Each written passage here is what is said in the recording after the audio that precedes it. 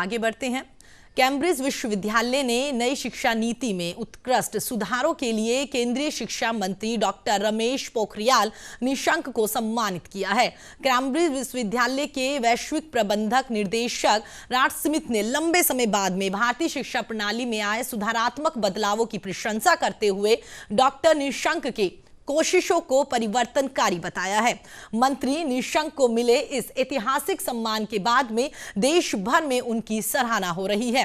दरअसल जयपुर दिल्ली रोड स्थित निम्स यूनिवर्सिटी की ओर से इंटरनेशनल वेबिनार का आयोजन किया गया था, जिसमें कोविड-19 की स्थिति, उसकी रोकथाम और इलाज में आ रही कठिनाइयां, विभिन्न इलाज पद्धति और साथ ही देश की नई शिक्षा नीति पर संवाद किया गया था।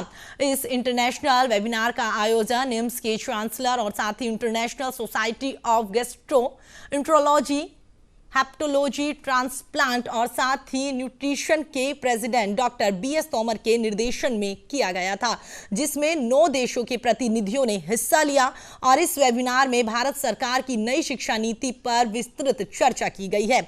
नई शिक्षा नीति को मूर्त रूप देने में हरिद्वार से बीजेपी सांसद, उत्तराखंड के पूर्व मुख्यमंत्री और वर्तमान में केंद्रीय शिक्षा मंत्री रमेश पोखरियाल निशंक का बड़ा योगदान है। नई शिक्षा नीति के तहत अब न सिर्फ देश में बल्कि विदेशों में भी रमेश पोखरियाल निशंक की सराहना लगातार की जा रही है और शायद यही एक बड़ी वजह रही है कि कैम्ब्रिज विश्वविद्यालय ने उन्हें सम्मानित करने का फैसला लिया और उनके निजी आवास पर वर्चुअली उन्हें सम्मानित किया गया।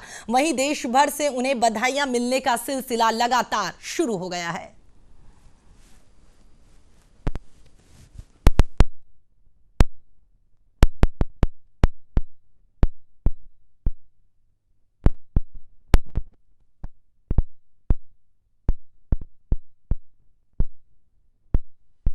कैम्ब्रिज विश्वविद्यालय राजस्थान के द्वारा माननीय शिक्षा मंत्री जी का सम्मान किया जा रहा है, तो निश्चित तौर पर ये एक अच्छे कार्य की सराहना है।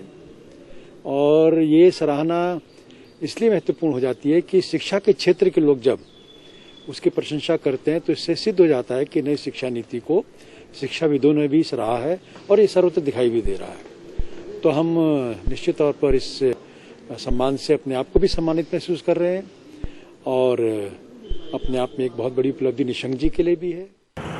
मैं सर्वप्रथम तो निम्स के चांसलर बीएस तोमर जी का बहुत बहुत धन्यवाद और साधुवाद देना चाहूँगा कि उनके द्वारा जो है डॉक्टर रमेश पोखरियाल निशंक जी, जो हरिद्वार से सांसद और वर्तमान में केंद्रीय शिक्षा मंत्री हैं, उन्हें ये सम्मान दिया गया और उन्होंने इस प्रतिभा के, हमारे सांसद जी जो हरिद्वार से हैं, इस प्रतिभा के धनी को जो है उन्होंने चुना है। और निशंक जी द्वारा जो भारतवर्ष के अंदर 30 साल से जो शिक्षा नीति जो लागू की गई है उसमें आमूलचूल परिवर्तन किए गए हैं और बहुत ही सहज शिक्षा नीति बनाई गई है, जो हमारे युवाओं को जो है प्रेरणा देगी, हमारे युवाओं को जो जोड़ेगी और हमें जो है उसमें जो है अच्छा करेगी। और अभी हाल फिलहाल में ही उन्हें साहित्य के लिए भी जो है निशंक जी को बहुत बड़ा पुरस्कार अंतर्राष्ट्रीय स्तर पर मिला है।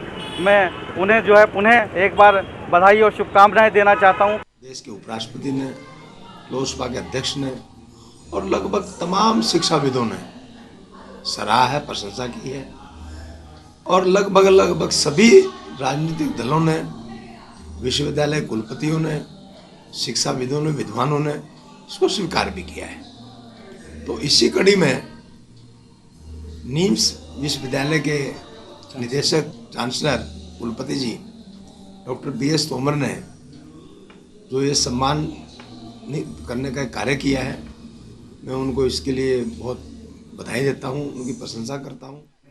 निम्स यूनिवर्सिटी के vice chancellor doctor BS Tomar, उनका अभिनंदन करता हूँ, साधुवाद करता हूँ, जिन्होंने अपनी यूनिवर्सिटी की तरफ से ही नहीं, पूरे देश की तरफ से डॉक्टर निशंक, हमारे शिक्षा मंत्री, उनका अभिनंदन किया। ये नई शिक्षा नीति 30 साल बाद जो हिंदुस्तान में आई है, ये भारतीय मूल्यों को, भारतीय संस्कारों को पहली बार देश के युवाओं में, देश के विद्यार्थियों में उसको प्रवाहन करेगी उस चीज़ का। और मैं उनका अभिनंदन करता हूँ कि उन्होंने इस चीज़ को रिकॉग्नाइज़ किया। देखिए, समय समय पर भारत सरकार के तमाम मंत्री जो हैं वो काम करते हैं, हमारे लोग अपने कामों पे लगे रहते हैं और बहुत सारी यूनिवर्सिटीज़ जो होती हैं वो जो सामाजिक काम करते हैं, जो राजनीतिक काम करते हैं, इस प्रकार के कामों के लिए प्रोत्साहन करती रहती है। और ये निश्चित ही गौरव की बात है, गौरव का विषय है। हमारे लिए बहुत ही महत्वपूर्ण है उत्तराखंड के लिए कि हमारे केंद्रीय मंत्री जो शिक्षा मंत्री हैं डॉक्टर निशंक जी, उनको सम्मानित किया जा रहा है। तो पूरे उत्तराखंड को सम्मानित किया जा रहा है। हम अपने आप को बहुत ही गौरवान्वित महसूस करते हैं।